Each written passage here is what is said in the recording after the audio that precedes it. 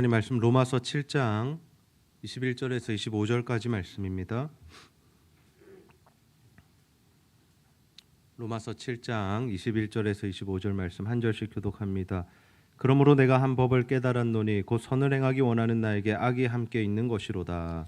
내 속사람으로는 하나님의 법을 즐거워하되 내 지체 속에서 한 다른 법이 내 마음의 법과 싸워 내 지체 속에 있는 죄의 법으로 나를 사로잡는 것을 보는도다. 오라 나는 공고한 사람이로다. 이 사망의 몸에서 누가 나를 건져내랴. 함께 읽습니다. 우리 주 예수 그리스도로 말미암아 하나님께 감사하리로다. 그런즉 내 자신이 마음으로는 하나님의 법을 육신으로는 죄의 법을 섬기노라. 아멘. 이 로마서 말씀은 이미 예수를 믿고 교회를 이루고 신앙생활을 하고 있는 자들에게 주어진 말씀입니다. 그런데 왜 사도 바울은 너희들이 예수를 믿었으니까 앞으로 이렇게 살아야 돼라는 말씀만 전하지 않고 왜 예수를 이미 믿은 자들에게 복음의 핵심적인 내용을 전하고 있을까요? 그 이유가 무엇이냐면 그들이 이미 예수를 믿었고 자신의 구원을 확신하고 또 신앙생활을 하면서 살아가고는 있지만 이 복음이 무엇인가 하는 것, 정말 예수를 믿는 것이 무엇이고 그 예수를 믿을 때 하나님께서 우리에게 주시는 그 복과 은혜가 무엇인가 하는 것, 그래서 우리가 어떤 존재에서 어떤 존재로 변화되었는가 하는 것들을 예수를 믿었음에도 불구하고 잘 모르기 때문에, 제대로 이해하지 못하고 있기 때문에 그들에게 이 편지를 통해서 복음이 무엇인가 하는 것을 그들에게 전달하고 있습니다. 우리도 마찬가지 아닐까요? 우리도 예수를 믿은 지 다 오래되었고 또 아직 오래되지 않으신 분들도 계시지만 정말 이 하나님의 말씀, 이 말씀을 통해서 복음이 무엇인가를 제대로 깨닫고 그래서 하나님이 가장 기뻐하시는 길로 신앙생활을 나가고 있는가라는 것들을 점검할 때 우리도 좀 부족하지 않나, 우리도 이 부분에서 좀 약하지 않나라는 생각을 하게 됩니다. 그래서 이 사도 바울이 로마의 편지를 기록하여 보내면서 복음이 무엇인가, 예수 그리스도가 누구신가, 하나님의 은혜가 무엇인가, 우리가 구원받을 때 어떤 변화들이 일어나는가 하는 것들을 잘 설명해 주고 있습니다.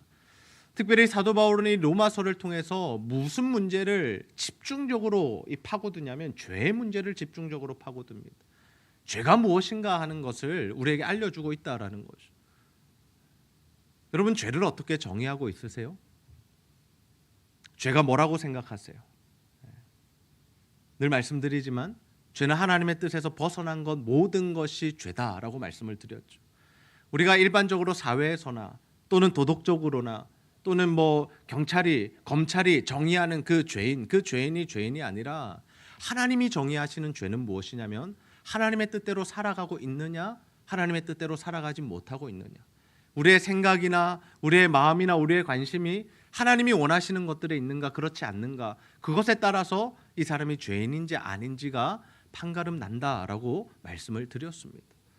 그렇다면 또 한 가지 질문이 있습니다. 어떤 질문이 있을 수 있습니까? 우리가 죄를 지으면서 살아가는데 그 죄를 지으면서도 천국에 갈 수 있는가 갈 수 없는가라는 거죠. 죄인이 천국에 갈 수 있는가, 아니면 죄인은 천국에 가지 못하는가. 이것이 왜 중요한 문제입니까? 우리의 실제적인 문제이기 때문이죠. 우리는 하나님의 뜻대로 살아가지 못하는 죄인인데 그러면 우리는 과연 천국에 갈 수 있는가라는 거죠. 그래서 이 죄의 문제를 우리가 반드시 다루어야 하는 겁니다. 이 죄가 어떤 것인지를 알아야 하고 이 죄에 대해서 우리가 잘 정의해야지 우리에게 주어진 구원이 무엇인가를 깨달아 알 수 있다라는 거죠. 그런 면에서 오늘은 어떤 말씀을 좀 나누기 원하냐면요, 우리가 죄와 싸워서 이기는 방법은 과연 뭘까? 이 죄라는 것이 계속해서 있고 이 죄라는 것이 계속해서 우리를 따라다니고 이 죄라는 것이 우리를 자꾸 유혹하는데 우리가 이 죄를 어떻게 하면 이기고 극복하고 하나님이 기뻐하시는 삶을 살아갈 수 있을까라는 주제로 함께 말씀을 나누기 원합니다. 우리가 예수를 믿게 될 때 우리 안에 한 가지 변화가 일어납니다. 여러 가지 변화가 있습니다. 어떤 변화가 있을까요? 여러분, 예수를 믿으면요 마음에 평안이 옵니다. 아멘입니까? 예수를 믿는 자들에게는요 마음에 평안이 와요. 내 삶의 형편이 바뀌어서 마음이 기뻐지는 것이 아닙니다.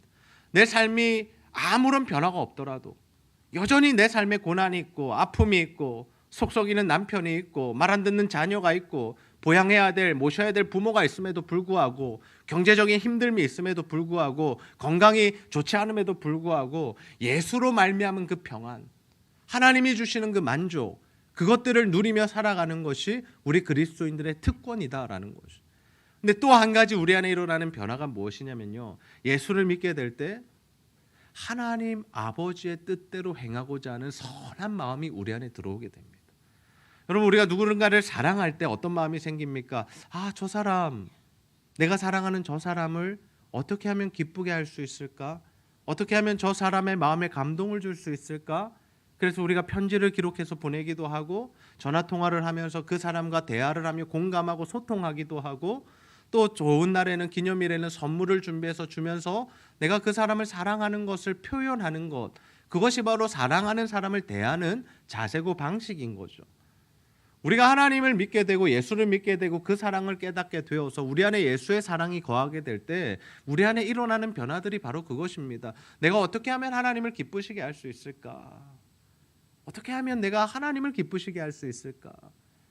그래서 우리 안에 일어나는 마음들이 무엇입니까? 아, 예배 드려야지. 예배 드려야지. 하나님께 기도해야지. 내가 아직 예수 믿지 않는 가족들에게, 우리 주민들에게, 이웃들에게 복음 전해야지. 하나님 그거 가장 기뻐하시지. 라는 마음들이 우리 안에 막 생기고 발생하고 일어나기 시작한다라는 거죠. 근데 그와 동시에 우리 안에 또 어떠한 연약함들이 있습니까? 하나님의 뜻대로 살고자 하는 마음은 있는데 우리의 일상생활 한번 돌아보십시오. 아니 뭐 길게도 필요 없습니다. 이번 일주일의 삶을 한번 탁 놓고 한번 보실 때에 정말 내가 날마다 매 순간 하나님의 말씀대로, 하나님 기뻐하시는 대로 사셨나요?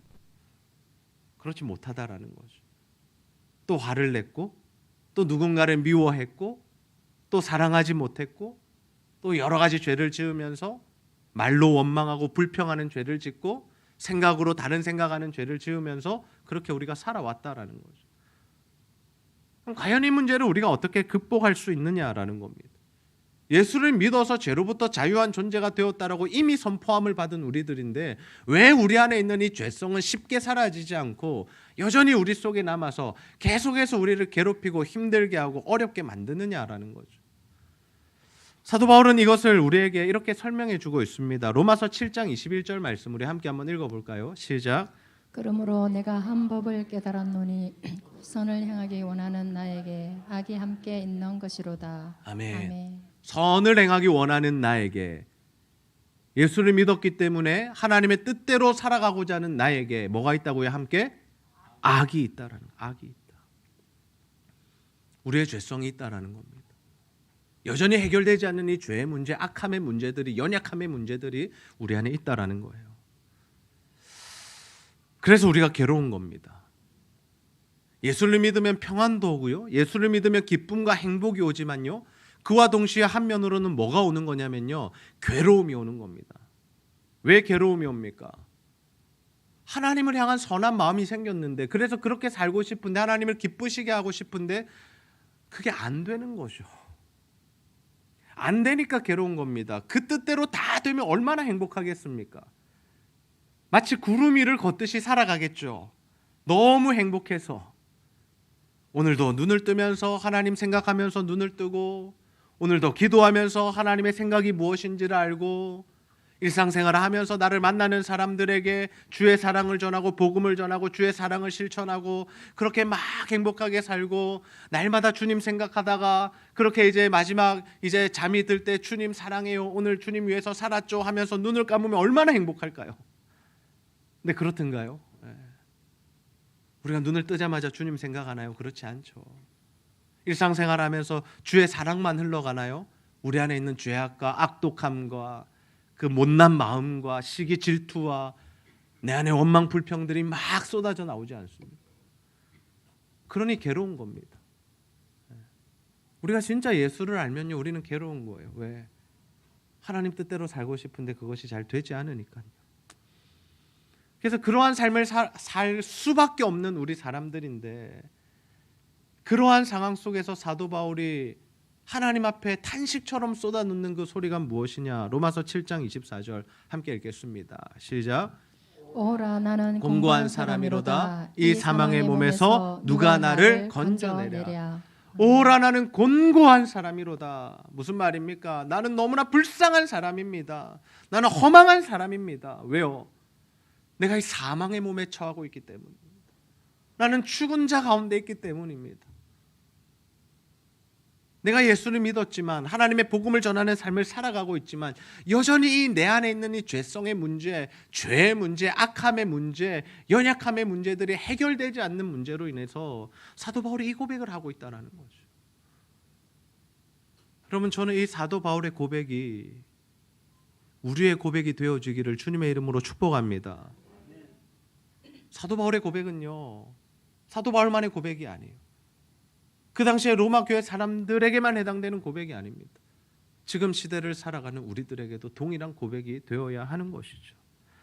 여러분, 교회 나오셔서 예배 드리시고 이렇게 가장 깔끔한 옷을 준비해서 입으시고 세수도 하시고 양치도 하시고 그렇게 정결한 모습으로 교회 나오셨잖아요. 근데 저는 여러분에게 말씀드리고 싶은 게 뭐냐면, 교회 나오셔서 너무 괜찮은 척만 하지 않으셨으면 좋겠습니다. 내 삶에 아무런 문제가 없는 것처럼 그렇게 웃으시면서 억지로 미소를 띄우시고 그렇게 돌아가지 않으셨으면 좋겠어요. 차라리 우시면 좋겠어요. 차라리 소리를 지르셨으면 좋겠고 하나님 앞에 정말 탄식하셨으면 좋겠습니다. 내 안에 해결되지 않는 문제가 여전히 있는데, 내 안에 아픔들이 있는데, 고민들이 있는데 주일에 와서 괜찮은 척하고 돌아간다고 해서 그 문제가 해결되지 않습니다. 예배 드리는 가운데 하나님 앞에 마음을 찢으시며 우십시오.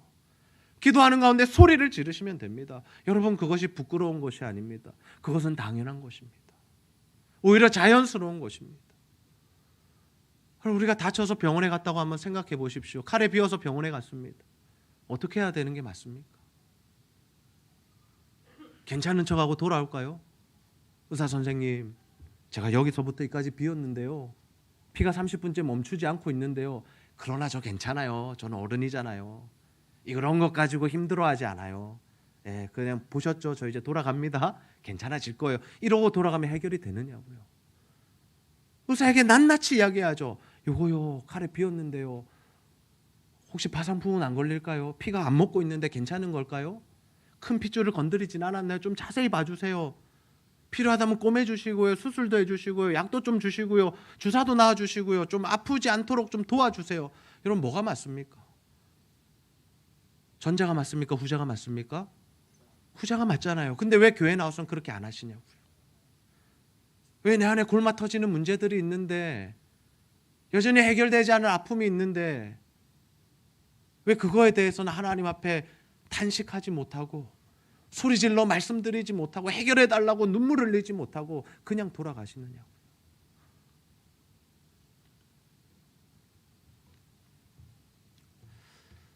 여러분, 예수님의 십자가에는요, 우리의 죄를 사하는 능력만 있는 것이 아니라요, 우리의 모든 아픔과 우리의 모든 슬픔과 우리의 모든 고민과 문제를 해결하고 회복하는 능력이 있다는 사실을 믿으시기를 바랍니다. 예수님을 믿는 이유가 그냥 죽어서 천국에 가려고 믿는 것이 아니다라는 겁니다. 이 땅을 살아가면서 겪게 되는 모든 문제들 가운데 하나님의 은혜로만 이것이 가능합니다, 해결할 수 있습니다라는 고백을 가진 자들이 예수를 믿는 자들이다라는 거죠. 여러분의 아픔이 무엇입니까? 뭐 때문에 고민하고 계세요? 뭐 때문에 힘드세요? 여러분, 그거 오늘 다 말씀 듣는 가운데, 기도하는 가운데, 또 셀모임 하는 가운데 주님 앞에 다 내려놓으시고 오픈하시고 주님 앞에 이 문제를 해결 안 받고 돌아가게 되시기를 주님의 이름으로 축복합니다. 그래서 우리는 날마다 겸손한 자세로 성령의 도우심을 구해야 하는 것입니다. 괜찮은 척하는 것이 능사가 아닙니다. 신앙 좋고 믿음 좋은 척하는 것이 진짜 믿음이 좋은 것이 아닙니다. 겸손하게 성령의 은혜를 구하시면 됩니다. 하나님 도와주십시오. 하나님 도와주십시오. 하나님 은혜를 베풀어 주십시오. 내 안에는 선한 것이 하나도 없고요, 하나님 이 문제를 해결할 힘과 능력이 저 안에는 하나도 없습니다. 주님이 도와주셔야 됩니다. 그래서 주님께서 부활하시고 승천하시기 전에 제자들에게 어떤 말씀을 주셨냐면요, 나는 갈 것이야. 내가 이 땅에서 영원히 살 수는 없어. 나는 육신으로 왔기 때문에 십자가의 그 사명을 이루고 이제 나는 하나님 보좌 우편에 가서 앉을 거야. 그런데 걱정하지 마. 내가 너희들에게 뭘 보내주시겠다 했죠? 보혜사 성령을 보내주시겠다고 약속하셨잖아요. 근데 그 성령께서 하시는 일이 뭐냐고요? 왜 제자들에게 성령을 보내주셨냐고요? 우리 요한복음 14장 26절 말씀 함께 한번 읽어보겠습니다. 시작. 보혜사 곧 아버지께서 내 이름으로 보내실 성령 그가 너희에게 모든 것을 가르치고 내가 너희에게 말한 모든 것을 생각나게 하리라. 아멘. 보혜사 성령, 아버지께서 나를 대신해서 보내시는 그 성령이 너희에게 모든 것을 가르치고 내가 너희에게 말한 것을 생각나게 하시겠다. 여러분, 그래서 우리가 누구를 의지해야 되는 겁니까? 성령을 의지해야 되는 겁니다. 여러분, 이 말씀이 깨달아지는 건요, 성령이 아니고는 불가능한 일입니다. 여러분, 오늘 설교를 듣는 가운데 하나님께서 나에게 메시지를 주시는 것을 받고 싶으시다면 성령을 의지하셔야 돼요. 동일한 말씀이 나가도요, 성령이 역사하는 사람은 자신에게 주시는 하나님의 메시지를 듣습니다. 그러나 성령을 의지하지 않는 사람은요, 아무 말씀도 자신에게로 받지 못하고 그냥 돌아가는 겁니다. 그럼 저는 여러분이 다 성령을 의지하셔서 하나님이 여러분 개인에게 주시는 메시지를 다 듣고 그 음성, 목자의 음성을 듣고 돌아가게 되시기를 주님의 이름으로 축복합니다. 그래서 바울이 이 말씀을 주는 겁니다. 더 구체적으로 설명하는 겁니다. 우리 안에는 두 가지 법이 있다라고요. 로마서 8장 5절 말씀 제가 읽겠습니다. 육신을 따르는 자는 육신의 일을, 영을 따르는 자는 영의 일을 생각하나.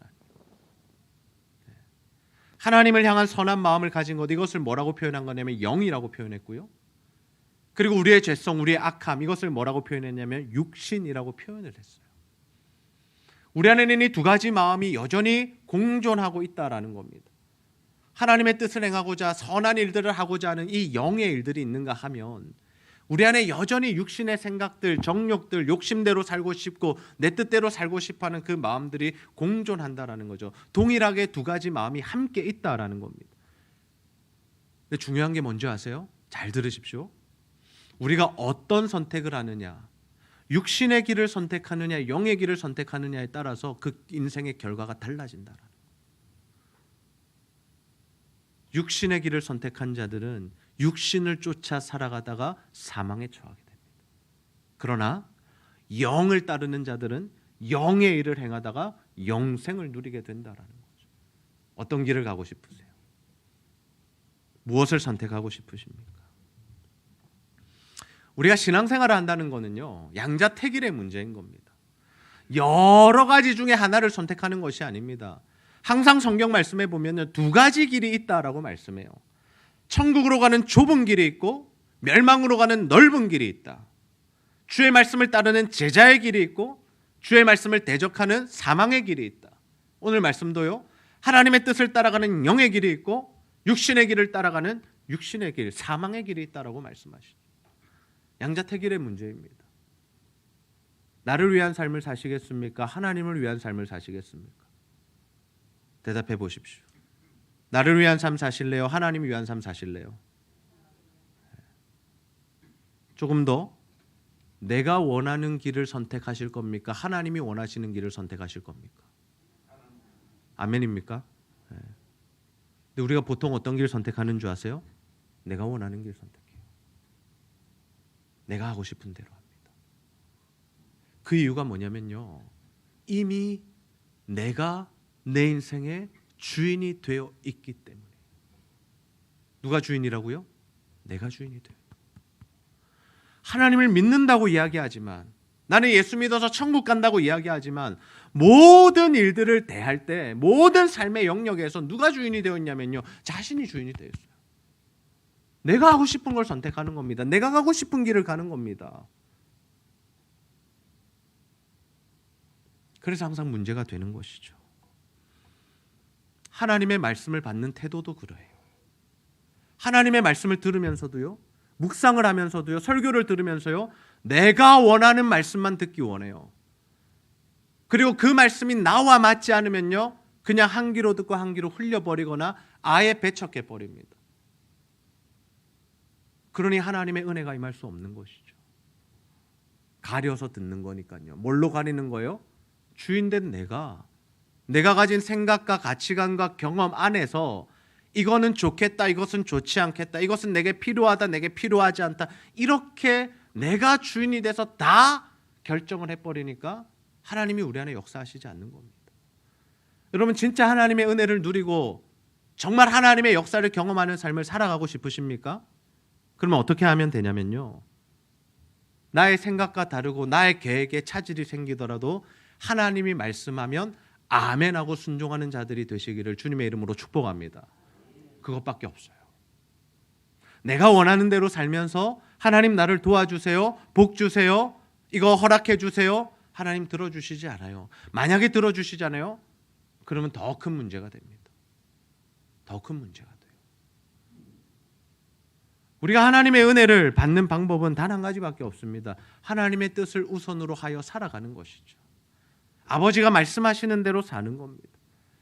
우리는 모든 것을 우리가 계획하고 살아가죠. 내가 이렇게 살아야지, 올해는 이렇게 해야지, 10년 뒤에는 이런 모습으로 살아야지, 나는 저기로 가고 싶어, 다 우리가 계획합니다. 근데 하나님께서 우리 가운데 어떻게 말씀하시냐면요, 전혀 우리가 기대하지도 않았고 생각하지도 않았고 한 번도 고려해보지 않은 말씀을 우리에게 툭 던지실 때가 많아요. 그리고 하나님께서 아브라함 부르실 때 어떻게 하셨어요? 네 본토 친척 아비의 집을 떠나 내가 내게 지시할 땅으로 가라라고 말씀하시죠. 무슨 말입니까, 하나님? 그 시대에는요, 자기 씨족들, 족장을 중심으로 해서 자기 씨족들과 함께 모여있지 않으면요, 보호를 받지 못하는 시대였습니다. 홀로 떨어져서 어디로 이동한다? 언제라도 다른 사람들, 족장들을 만나서, 족속들을 만나서 죽임을 당할지도 모르는 상황이었어요. 강도를 만나는 상황이 되는 거죠. 한 번도 생각해 보지 않았습니다, 아브라함이.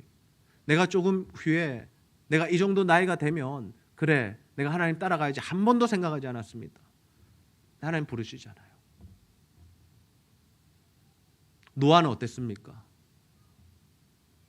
하나님께서 노아를 부르세요. 야, 산에다가 방주를 만들어라. 무슨 말씀입니까, 하나님?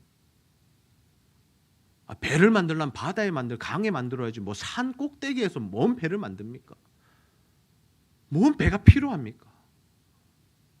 한 번도 생각해 보지 못한 일들을 하나님께서 말씀하신다라는 거예요. 여러분, 우리에게도 마찬가지예요. 하나님 갑자기 우리에게 말씀하실 수 있어요. 야, 네가 선교 갔으면 좋겠어. 야, 네가 이 부분에 네가 물질을 좀 흘려보냈으면 좋겠어. 야, 나는 네가 저 사람을 좀 도왔으면 좋겠어. 야, 나는 네가 교회 나와서 기도했으면 좋겠어. 우리가 생각하지 못했던 일이죠.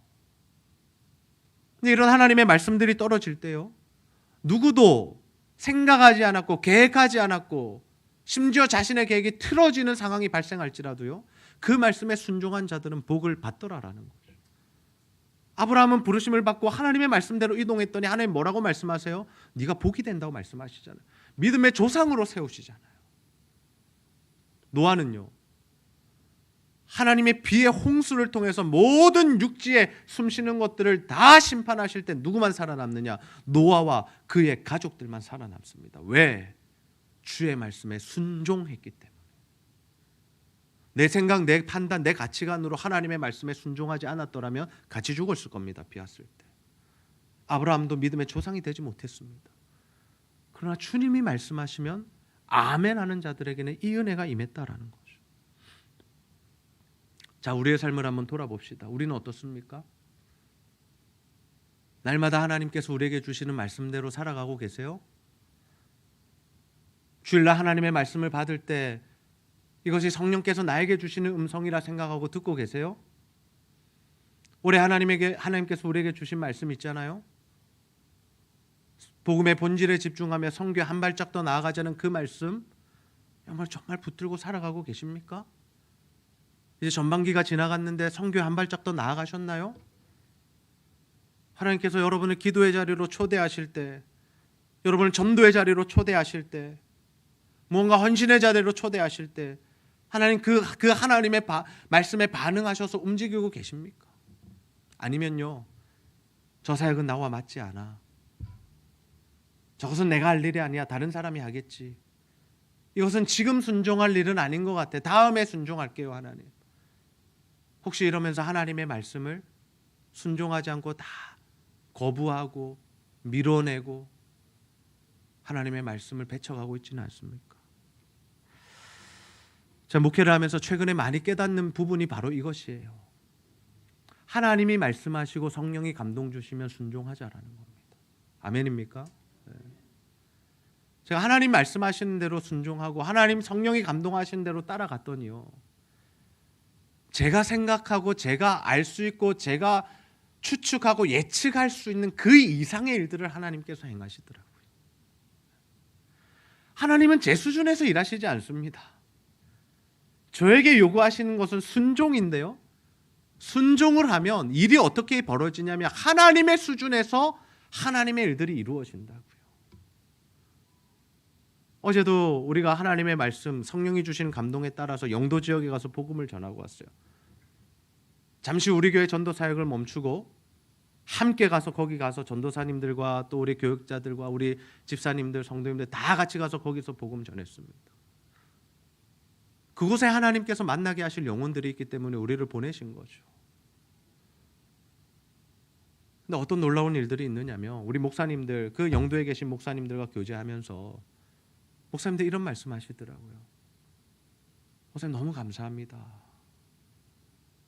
우리 교회들이 정말 7년 개척하고 7년이 되었는데 활력이 없었는데 이 붕어빵 전도를 통해서 정말 많은 사람들이 교회에 대한 호의를 가지게 되고 계속해서 교회로 오는 일들이 있습니다. 또 한 목사님이 이렇게 고백해요. 사실은 요즘에 너무 힘들었는데 다시 일어나야지 하는 그 상황 가운데 목사님이 연락 오셔서 이렇게 연결이 되어서 함께 복음을 전했는데 너무 좋다고, 너무 힘이 된다라고.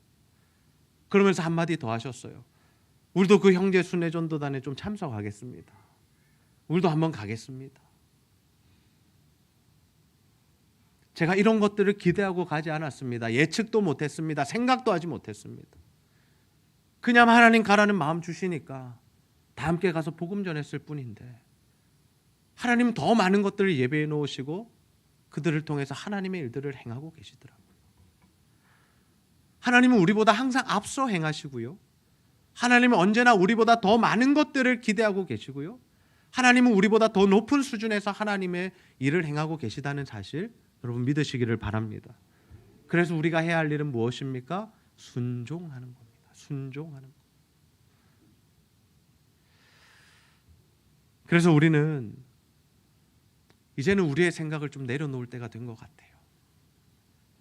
내가 원하는 것들, 내가 세워놓은 계획들 이제는 좀 내려놓으셔야 될 것 같아요. 오늘 하루의 스케줄이요, 이번 주간의 나의 계획이요, 1년 동안 내가 원했던 것들요, 내가 평생 꿈꿔왔던 것들요, 이제는 좀 내려놓읍시다. 그럼 그것 붙들고 살아가면요 하나님께서 일하시지 않아요. 너무나 힘들어요. 고생만 할 뿐이에요. 다람쥐 쳇바퀴 돌듯이 계속해서 그 고난의 굴레 속에서 살아갈 뿐입니다. 근데 언제 우리의 인생이 확 변화되는 줄 아십니까? 하나님이 말씀하실 때 그 한마디 말씀에 순종할 때 하나님 우리에게 기대보다 훨씬 더 좋은 것들을 우리에게 주시고 하나님 예비하신 복들을 우리에게 마음껏 부어주시는 줄로 믿습니다. 저는 우리 제자들교회 성도님들 모두가 육신을 따라 살지 마시고 영을 따라 살아가게 되시기를 소원합니다. 육신의 길은 멸망이라고 반드시 말씀하셨어요. 영의 길만이 영생으로 간다고 말씀하십니다. 예배를 드려야 할 것인가 말아야 할 것인가 더 이상 고민하지 마십시오. 주일 성수를 할 것인가 말 것인가 고민할 문제가 아닙니다. 복음을 전할 것인가 말 것인가 고민하지 마십시오. 훈련을 받아야 할 것인가 말 것인가 고민하지 마시라니까요. 하나님 말씀하시면 하나님 감동 주시면 순종하시면 됩니다. 저는 정말 우리가 그 주의 말씀에 순종하고 성령의 감동하심을 따라 살아가서 이 영적인 싸움, 우리 안에 일어나는 이 치열한 싸움 가운데 정말 하나님이 승리하시고 성령이 승리하시고 육신의 소욕이 아니라 성령의 소욕으로 사는 우리들 되어서 하나님이 일하시는 인생, 하나님 복 주시는 인생, 하나님의 역사가 나타나는 인생이 다 되시기를 주님의 이름으로 축복합니다. 우리 시간